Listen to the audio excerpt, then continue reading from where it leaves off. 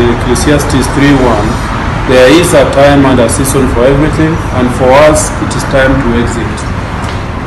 We will soon issue a press statement on our next political journey and way forward.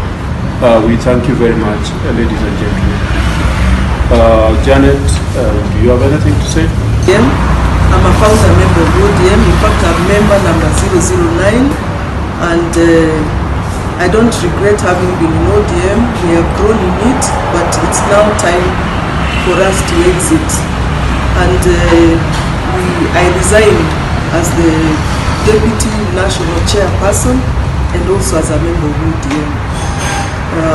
We feel very sad that our party no longer meets the aspirations in which we founded it.